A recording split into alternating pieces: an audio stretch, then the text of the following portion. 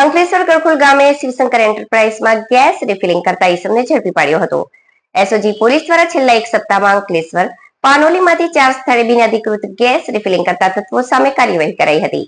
પરપ્રાંતીય કામદારો દ્વારા નાના ગેસ બોટલના ઉપયોગને લઈ જોખમી રીતે ગેસ રિફિલિંગ થોડા રૂપિયા માટે કરવામાં આવી રહ્યું છે. રેસિડેન્શિયલ તેમજ કોમર્શિયલ બોટલમાંથી ગેસની બોટલમાં ભરી વેચાણ કરાઈ રહ્યું છે.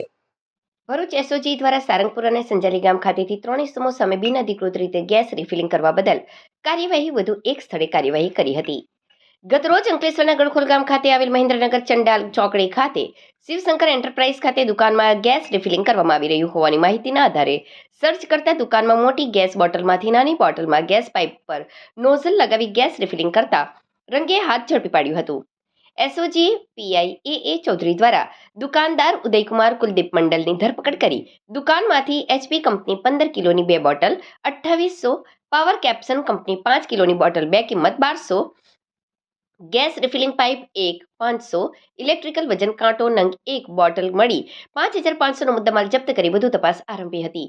અત્રે ઉલ્લેખનીય છે કે રાશન કાર્ડ પર ગેસ બોટલ કનેક્શન મળતું હોય છે, ત્યારે અંકલેશ્વરમાં નોકરી પર આવતા પરપ્રાંતીય કામદારો પાસે અહીંનું રેશન કાર્ડ ન હોવાથી જમવા બનાવવા માટે નાની ગેસ બોટલ ખરીદી કરી તેના ગેસ રિફિલ કરાવતા હોય છે. ત્યારે બિનઅધિકૃત રીતે ગેસ વેચાણ કરતા તત્વોને ગેસ બોટલ આપનાર એજન્સી સામે કાર્યવાહી થશે કે કેમ તેવા સવાલ ઊભા થયા છે.